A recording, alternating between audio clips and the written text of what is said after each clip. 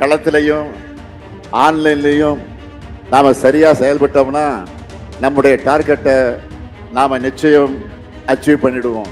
Offline online ரெண்டுலையும் DMK தான் லயன்னு காட்டுவோம். எல்லா ஊர்லயும் தினமும் திமுகவுடைய செயல்பாடுகள், திட்டங்கள், சாதனைகள் தான் பேசு பொருளா இருக்கணும். தேர்தல் வரைக்கும் கேப்பை விடாதீங்க.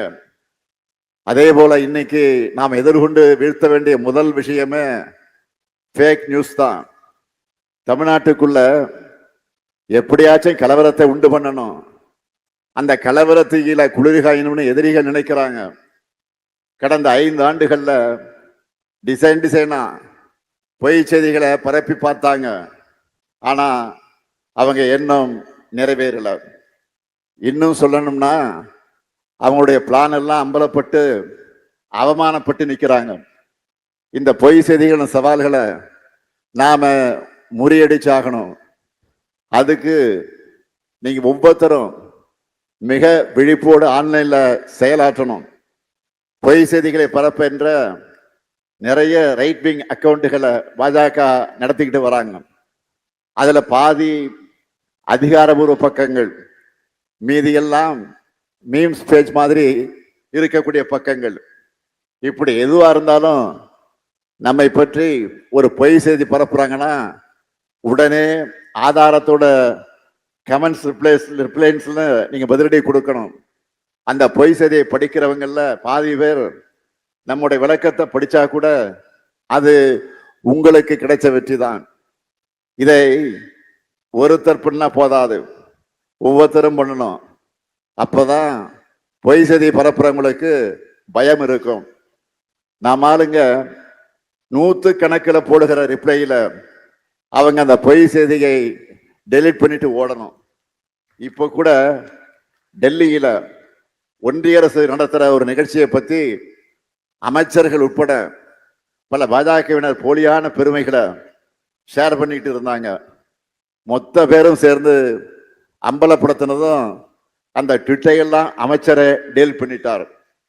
எல்லோரும் சேர்ந்து பேசின உண்மைய இதுதான் அவங்களுடைய நிலைமை. ஒவ்வொரு நாளும் இதை செய்யணும். நம்மளை சீண்டி பார்க்கிற மாதிரி நிறைய பதிவுகளை போடுவாங்க. ஆனா நாம அதை முதிர்ச்சியோட அணுகணும். காமெடியா பதில் கொடுங்க, கிண்டலா பேசுங்க. ஆனா எதுவாக இருந்தாலும் பொறுமையா கூலா டீல் பண்ணுங்க. அவங்களுக்கு வந்தா ரத்தம், நமக்கு வந்தா தக்காளி சட்னி என்ற நினைப்புல தான் செய்தி சேனல்களும் தேர்தல் ஆணையம் கூட செயல்படுது. அதனால நீங்க பயன்படுத்தக்கூடிய ஒவ்வொரு சொல்லையும், உருவாக்குகிற ஒவ்வொரு கண்டையும் பொறுப்போடு உருவாக்குங்க. நம்ம எதிரிகளுக்கு இருக்கிற ஊடக சொகுசு நமக்கு என்னைக்குமே இருந்தது கிடையாது. அதை ஞாபகம் வச்சுக்கோங்க.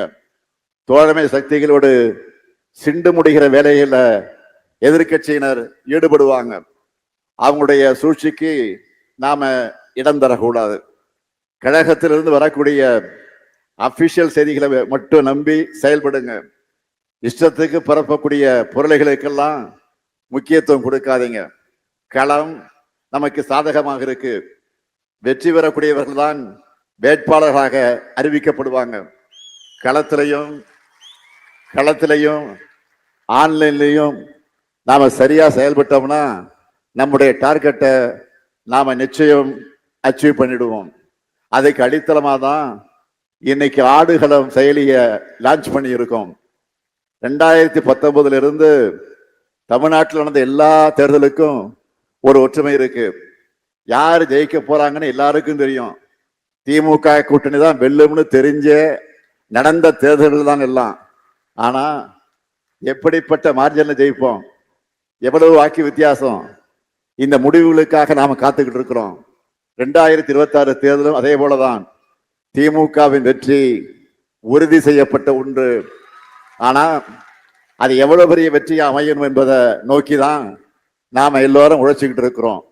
கட்சியில உறுப்பினரா நிர்வாகியா இருந்து உழைக்கிற செயல் வீரர்கள் எல்லா கட்சியிலும் இருப்பாங்க.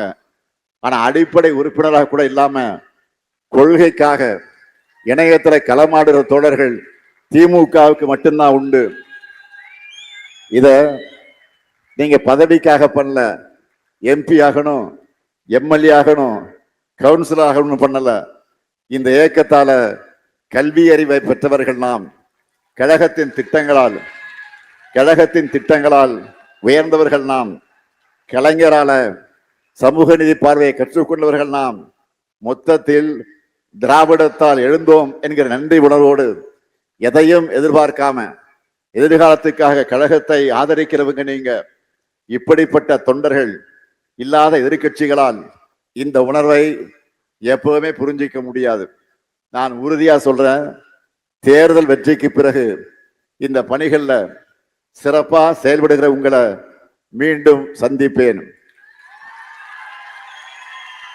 ஆஃப்லைன் ஆன்லைன் ரெண்டுலையும் டிஎம்கே தான் லயன்னு காட்டுவோம்.